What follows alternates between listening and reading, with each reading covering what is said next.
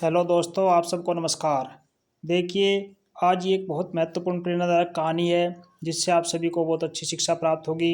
इसमें कहानी में एक राजा के 3 सवाल हैं। आओ चलो कहानी शुरू करते हैं। क्या है वे 3 सवाल जिनसे हमें प्रेरणा मिलती है? इस कहानी को शुरू से अंत तक देखना, तभी आप इससे कुछ सीख पाएंगे। आओ चलो शुरू करते हैं। एक राजा था, वह बहुत समझदार और अपनी बातों का पक्का था। वह सोचता था कि कैसे वह अपने सभी प्रश्नों का हल प्राप्त करे। वह हमेशा अपने मन में विचार करता रहता था कि मैं ऐसा कोई कार्य कैसे करूं जिससे जीवन में मेरी हार कभी न हो।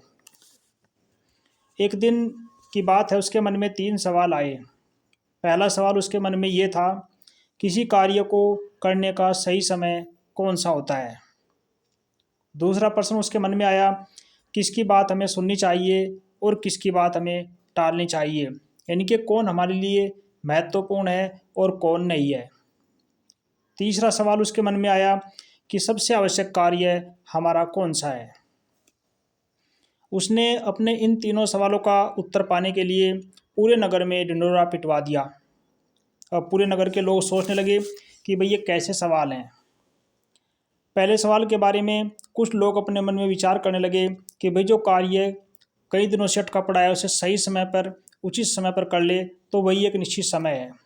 कार्य करने का वही एक निश्चित समय है। राजा अकेले अपने कार्य को शुरू कर सकता है और निश्चित टाइम कर सकता है। वह अपने सलाहकारों से सलाह ले सकता है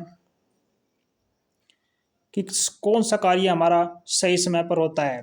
बिना समय टाइम वेस्ट किए, बिना आलस्य करे हम अपने कार्य को समय पर करें। कुछ लोगों के ये विचार आए। इसी तरीके से जो दूसरा सवाल था उसके बारे में भी कुछ लोगों के मन में विचार आया कि राजा के पास बहुत बड़े बड़े सलाहकार हैं, पुजारी हैं, वो उनसे बात करके क्यों नहीं जान लेता कि उसके लिए सबसे आवश्यक उसके सैनिक हैं या प्रजा है। ऐसे ही तीसरे प्रश्न के बारे में भी लोगों के मन में बहुत सारे विचार आए। लोगों ने सोचा कि राजा के पास जो है वो ज्ञान विज्ञान के बड़े बड़े प्रकांड पंडित हैं, विद्वान है, दान धर्म उसके लिए सबसे बड़ा कार्य है, तो वो उसे क्यों नहीं बताते कि यही उसके लिए आवश्यक कार्य है। राजा इन सब की बातों को सुन करके उसके मन में आया कि ये सही आंसर नहीं है। राजा ने सुना था एक साधु के बारे में जो जंगल में रह करके तपस्या कर रहा था। राजा ने उसके पास जाने का निश्चय किया और वह अपने अंगरक्षकों के साथ उसके पास गया। साधारण कपड़े पहनकर घोड़े से नीचे उतरकर उस साधु के पास जाकर के उसको दंडवत प्रणाम किया।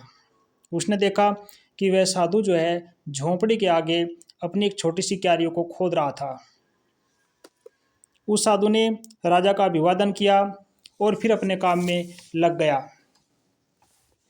राजा बोला, मैं आपके पास कुछ प्रश्नों के उत्तर पाने की आशा से आया हूँ। मेरा पहला प्रश्न है कि किसी काम की शुरुआत करने के लिए सही समय कौन सा है। दूसरा, मुझे किन लोगों की सबसे ज़्यादा आवश्यकता है, किन पर मुझे ध्यान देना चाहिए और किन पर नहीं ध्यान देना चाहिए। तीसरा प्रश्न है, मुझे कैसे पता लगे कि मेरे लिए सबसे आवश्यक कार्य क्या है। कृपया करके संत जी आप मेरे इन प्रश्नों का उत्तर दीजिए।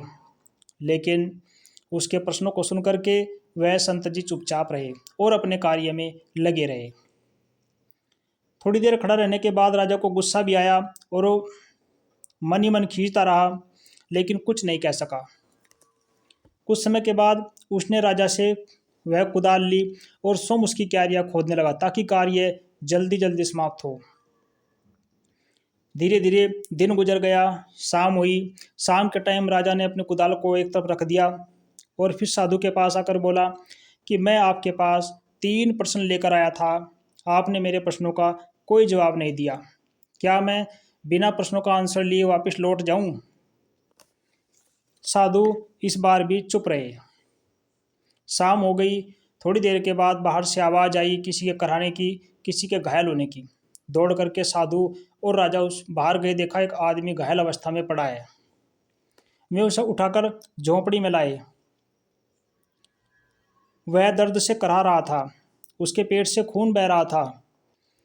राजा ने उसको मरहम पट्टी किया, उसके घाव पर पट्टी बांधी, उसकी सहायता की, उसे पानी पिलाया।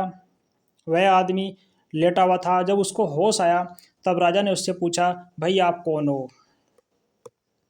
उस आदमी ने राजा को देखकर राजा से हाथ जोड़कर माफ़ी मांगी और कहा कि राजा साहब आप मुझे माफ़ कर दीजिए, क्योंकि मैं आपका शत्रु हूँ।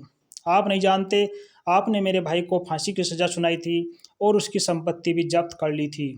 इसलिए मैंने मन में विचार किया था कि मैं आपसे प्रतिशोध करूँगा, मैं आपको मारूँगा, आपसे बदला लूँगा। यह सोचकर कि आप आज अकेले संत के पास आए हुए हैं, मैं रास्ते में ही आपको मार दूँगा।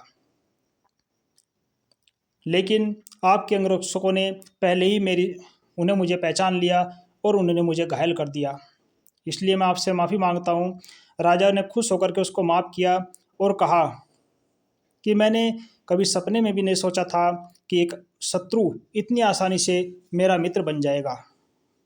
राजा झोंपड़ी से बाहर आया, साधु के पास आकर बोला, मैं अंतिम बार आपसे अपने सवालों का जवाब मांग रहा हूँ। साधु घुटनों के बल बैठे उन क्यारियों में बीज बो रहे थे जो कल उन्होंने तैयार की थी। उन्होंने सिर उठाकर राजा से कहा, हे राजन, तुम्हारे सवालों का जवाब मिल गया है।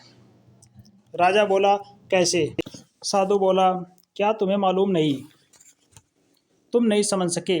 अगर कल तुम्हारे मन में मेरे लिए दया न आई होती तो तुम चले गए होते। तुमने ये क्यारियां तैयार न की होती तो राह में वह आदमी तुम पर हमला करता और तुम मेरे पास रुकने के लिए पछताते कि काश मैं साधु के पास, संत के पास ही रुक जाता। जब तुम क्यारियां तैयार कर रहे थे वही सबसे सही समय था, कार्य करने का वही सही समय था। तब सबसे महत्व का आदमी मैं था। उस समय मेरा काम सबसे ज़रूरी था। जब वह आदमी दौड़कर आपके पास आया और हमने उसकी मरहम पट्टी की, वही सबसे उचित समय था। अगर तुम उसकी मरहम पट्टी न करते, उसकी मृत्यु हो जाती। इसलिए उस समय वही महत्व का आदमी था। तुमने उसके लिए जो भी किया उस समय वही तुम्हारा सबसे ज़रूरी कार्य था। याद रखना, सबसे सही समय वही है जब हमारे पास किसी भी तरह की शक्ति होती है। सबसे महत्व का आदमी वह होता है जिसके साथ हम होते हैं। कोई नहीं जानता कब क्या होगा। सबसे ज़रूरी काम है अपने सामने संकट में पड़े व्यक्ति की सहायता करना। हमें जीवन इसलिए मिला है कि हम दूसरों के काम आए। इसी में जीवन की सफलता है। इतना कहकर साधु चुप हो गए। साधु का उत्तर पाकर राजा को संतोष हुआ। राजा ने आदर से उनको प्रणाम किया, दंडवत प्रणाम किया और उनसे विदा लेकर अपने महल की ओर चले गए।